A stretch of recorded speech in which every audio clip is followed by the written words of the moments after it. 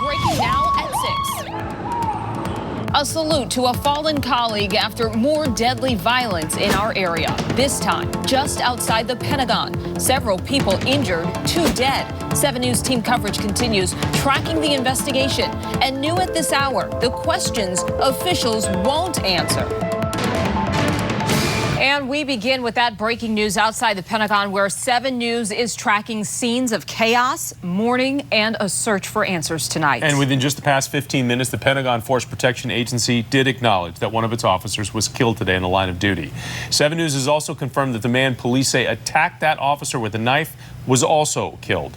Now, we have live team coverage tonight covering all the angles of this. 7 News' Victoria Sanchez leads our coverage right near where it all started, the Metro bus bay at the Pentagon. Victoria?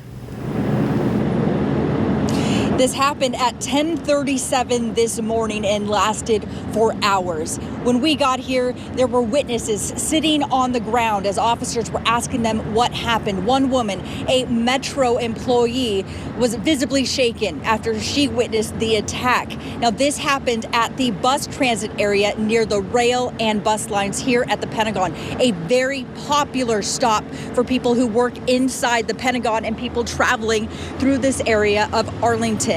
We do know that one officer was killed in this altercation. The chief a few hours ago actually said that this happened at the bus area. Multiple shots were fired, but we are hearing that the officer was stabbed. That is what led to this officer's death. Right now, the area is clear. It is open. However, the bus involved in this incident and the area at the Pentagon still roped off with police tape as investigators try to figure out why this happened. Live in front of the Pentagon, Victoria Sanchez, 7 News. Victoria, thank you. And now to these very somber moments. You can see the officers paying their respects with a salute. This stretched from George Washington University Hospital all the way to the D.C. Medical Examiner's office as hundreds of police officers were gathering to mourn one of their own. 7 News D.C. Bureau Chief Sam Ford continues our coverage now. Think about it. He'd probably come to work on a Tuesday as he had so many times before. But before the day was over, a procession of his fellow officers were escorting his remains to the medical examiner's office. After the officer's fatal encounter outside the Pentagon, he was rushed to George Washington University Hospital, where he was pronounced dead. Officers from various departments, MPD, Park, the victim's own Pentagon Force Investigation Agency, took that solemn trip from the hospital in Northwest to the forensics lab here in Southeast. And for many of those escorting officers, certainly in their minds, the idea that under similar circumstances, it could have been one of them. Reporting from Southwest Washington, Sam Ford, 7 News. And Virginia Senator Mark Warner, who is the chair of the Senate Intelligence Committee, shared his condolences online. This was a tweet he put out this afternoon calling this a senseless act of violence. He continued that his heart goes out to the officer's family, friends, and the Pentagon police force. 7 News I-Team investigator Scott Taylor joins us now, all new at 6 tonight. Scott, hours after that attack, Pentagon officials, they released nearly no information. Scott, has the Pentagon responded to your pressing questions on this? Oh, it's been difficult getting a response from Pentagon officials all day. They just answered one of our questions, just one, and that came on Twitter.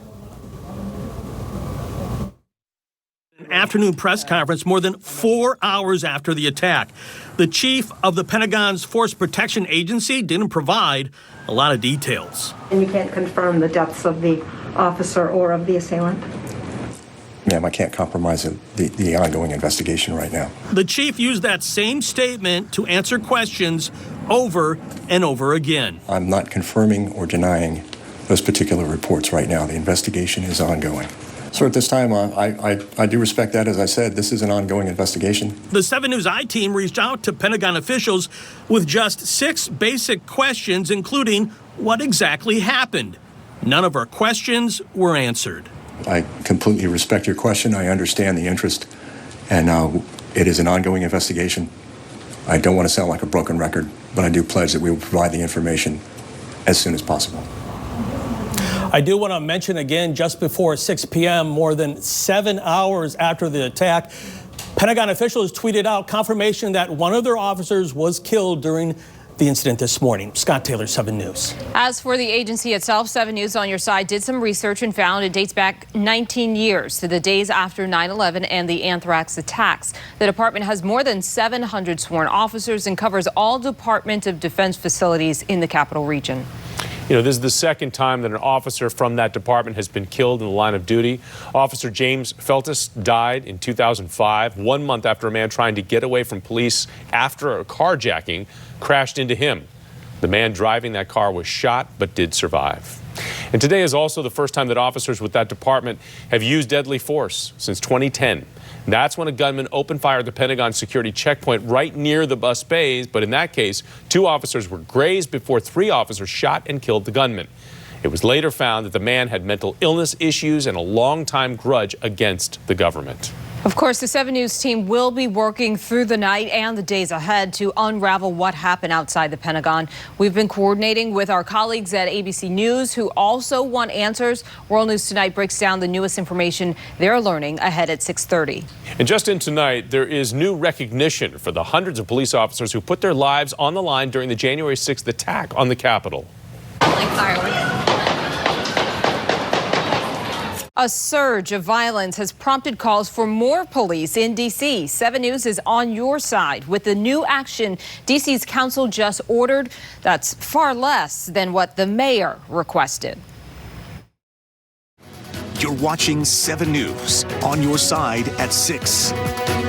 New at 6 o'clock, U.S. Capitol Police say they have arrested an armed man and his wife after they found them armed near the Capitol. Now, the man was arrested yesterday when police say that he asked officers for directions with a handgun sticking out of his shorts pockets. It's not good. The man then told police that there was another gun with his wife in a car parked nearby.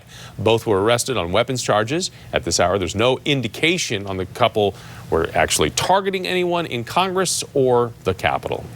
Also just in tonight, after months of infighting, the Senate now has voted to award the Congressional Gold Medal to all of the hundreds of officers who fought to protect the Capitol on January 6th. Dozens of those officers were injured. 4 have since died by suicide. Under today's legislation, 4 medals will be produced. They'll be displayed at the Capitol Police Headquarters, MPD Headquarters, the Capitol, and the Smithsonian. Just in tonight, the mother of failed presidential assassin John Hinckley Jr. has died. Joanne Hinckley spent her final years watching over John at her home in Williamsburg. She was 95. Her death comes just weeks before a court will hear Hinckley's request for an unconditional release for the 1981 shooting of President Ronald Reagan and 3 others. He's been under strict supervision since being released from St. Elizabeth's Psychiatric Hospital in 2016. And just in tonight, Metro now is sending an update on its service after that deadly confrontation just outside the Pentagon. Coming up, engaging with the community. I'm Justin Hinton. How D.C. police are making themselves visible this National Night Out as gun violence in the city rises. And I'm Scott Abraham, live at the City Open Tennis Tournament. You are having a live look right now of one of the greatest tennis players of all time, Rafael Nadal, practicing here in D.C. We'll explain why this is such a special tournament this year with Rafa in town. 7 News is tracking that breaking news tonight of a shooting and stabbing outside the Pentagon that left a police officer and his suspected attacker dead. It's also thrown the evening commute for a loop. Within the past hour, Metro said its Pentagon train station and the entire bus bay at the Pentagon will be closed for the rest of the night. Metro buses will instead be using the Pentagon City stop. The yellow and blue lines will still go through the Metro station but will not stop there. Metro says it's too soon to know if it will reopen for the morning rush. You can catch up on all the developments in today's chaos at the Pentagon right now on WJLA.com. And new tonight, D.C. police are going to get a budget increase to hire more officers, but not as much as Mayor Bowser was wanting. The mayor was seeking $11 million to hire 170 new officers after a series of high-profile shootings. The Washington City paper reports that the council only approved funds to hire 60 officers.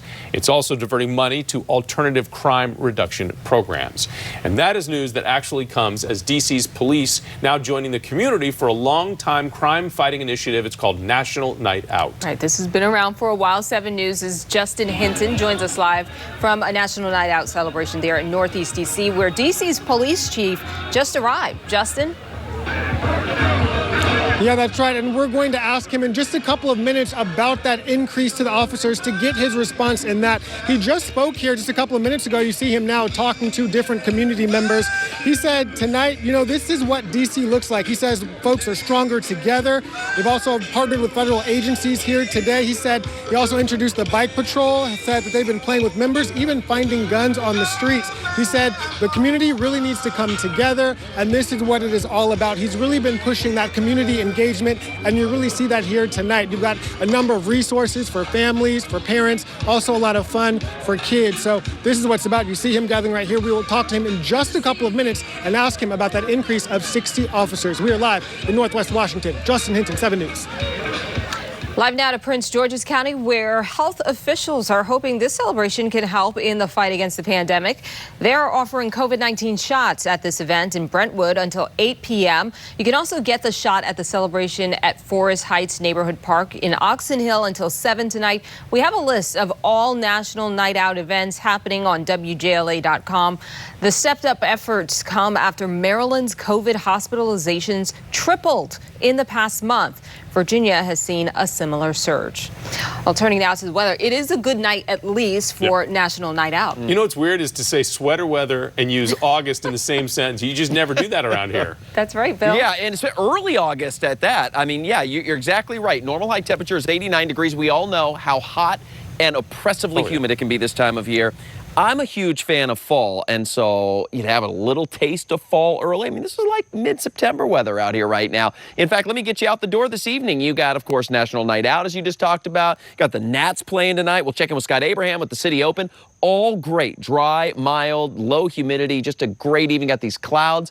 I'm not minding the clouds either. It's pretty nice. We're not dealing with the rain. We do have rain showers that are off to our west and also to our east along the shore. We were telling you about this yesterday. Not much right now. It's just some light rain. The heaviest rain still off to the south there. But this is that weather system that we were tracking. We are tracking. And I said yesterday, if it moves a little bit to the west, we might see some showers Wednesday. It's looking like it should stay, for the most part, well off to our east. So let me show you. Updated Futurecast just came down, doing a great job handling both of those parts of the storms. The mountain showers off to the west, and of course the moisture that's off to the east as well. So the rest of this evening, I don't see any issues whatsoever. Skies clear out. We'll say mostly cloudy now, becoming partly cloudy overnight. We got some mix of clouds and clearing here and there. And then tomorrow, notice how bright the return is off to the bottom right-hand side of your screen there. That's all the rain down around Newport News, Virginia Beach, the eastern shore of Virginia, heading up toward Ocean City and eventually to Bethany and Rehoboth. It's going to be kind of a nasty day along the shore tomorrow, but I don't expect that here around our DMV, certainly around the D.C. metro. We'll have some clouds like today. The farther west you go, say the clouds will break, you have some sunshine. Temperatures are still going to stay well below normal, probably low 80s tomorrow. We can't rule out a stray sprinkle or two here and there as we go through late tonight and tomorrow, but again, generally speaking, east and west of our area, we're right in the middle. We're not even in the general thunderstorms risk around a majority of our area, and then that system will kick on out of here. So for tonight, another windows open kind of an evening. You have sprinkles possible, comfortable. Temperatures in the 60s, low humidity levels. Again, we'll do the same thing tomorrow, 71 by 9 by noon. 77 degrees. We're up into the low 80s. Again, normal high temperature is 89 degrees this time of year. Now, with that all being said, I realize that there are many of you that say, hey, Bill, it's early August. We want to use the pool. We like summer. We're not ready to jump into fall, which ultimately means winter's right after that. Fear not. We're good. 92 by Sunday with humidity to boot. We got mid-90s next week, Monday and Tuesday, and potentially going past that, the hottest air that we've had so far this entire summer. So summer's just taking a break. It is not gone by any stretch. But speaking of stretches, a nice stretch of some dry weather, and it's fairly guilt-free for us. We are above normal. We are in no drought situation here whatsoever. Total opposite, well out west into our western states. But here, you can just enjoy, and I encourage you to take advantage of that. I mentioned the City Open. What a great night for some tennis. Let's send it on out live to Scott Abraham. And now, the Toyota Sports Desk, sponsored by your Toyota dealers. And I'm Scott Abraham, live at the City Open Tennis Tournament. The excitement, it is brewing here at the Rock Creek Park Tennis Center. You know why? Well, Rafael Nadal on the practice court right now. He actually was just hitting for about 20 minutes. Took a break, took a water break, and this is only on 7. This is a live look right here at the City Open. One of the greatest tennis players of all time. A 20-time Grand Slam winner, Rafael Nadal, playing here in D.C. This is the first time ever he has played at the City Open, and it's been funny because we've been perched up here on Stadium Court since about 4:30, kind of reserving our spot, and we've just seen the crowd swell and swell. Everybody wanted to kind of get a peek of the Spaniard as he is on the practice court. Remember, he will play his first match tomorrow night at 7 o'clock on Stadium Court here. So this is so exciting because you think of the big three: Roger Federer, Novak Djokovic, and of course Rafael Nadal. Federer, Djokovic have not played the City Open, and here's Rafa making his debut. You just don't see a caliber type player of Rafa Nadal come to D.C. Last time I can think is an Andre Agassi, a Stefan Edberg. We had Andy Murray here a couple of years ago, but in terms of all-time greats, Rafael Nadal, obviously a special player. Now, meanwhile, I was over at Ashburn earlier today for the Washington football team training camp, and that was exciting because the pads came out, the physicality, the crunching of the helmets and the pads. It was great to see the burgundy and gold get after it. And so did the vocalness and the chirpiness of the players. They were getting after it. And I talked to Jimmy Moreland, and he said it's all about competing and having fun with his teammates. You all love to chirp. Is there an art to like chirping, like to that trash talk? It's never that. You know, Chase talk a lot. You know, once Chase get jumping and talking a lot, you know, then you get the D-line talking. Once Landon start talking, you get all the secondary talking. It's just a great experience. And the Washington football team will be back on the practice field tomorrow morning at 9 a.m. Again, a live look here at the City Open at Rock Creek Park Tennis Center.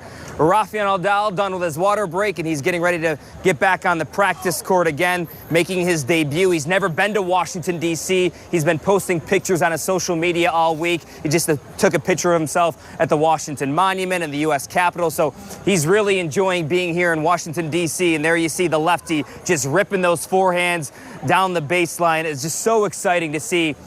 There's an energy and excitement and a buzz as the fans are just you should see their eyes. They just can't believe they're watching greatness right in front of their eyes as Rafa Nadal is here at the City Open again. His first match tomorrow night at 7 o'clock. We're only here on 7. We're the only camera in town giving you a live look at Rafa Nadal one more time as we send it back to Michelle and Jonathan in the studio. Rafa Nadal getting ready for tomorrow night's match. Oh, a nice little preview there. And it's great that it's on an evening where it's not scorching hot, so fans can enjoy it. Talk about living in a fishbowl, though. Yeah. Every move he makes. All right, all new tonight, big plans for green energy in Maryland. That's where a company just announced plans to build dozens of new turbines. That's coming up next. New at 6 o'clock, a plan to expand offshore wind power in Maryland. U.S. Wind says it's going to quadruple the number of turbines at its farm just off the coast of Ocean City to 82. The project also includes a new steel production plant in Baltimore. All right, now to that shocking video. Have you seen this? This was about 70 miles off the coast of Ocean City, and that's where a team competing in the famed White Marlin Open tournament, they dropped their lines to save fishermen from a sinking ship that was just nearby, and all 6 people were saved. We tried to talk to the heroes, but get this. We were told they hit the water again this morning at 4:30.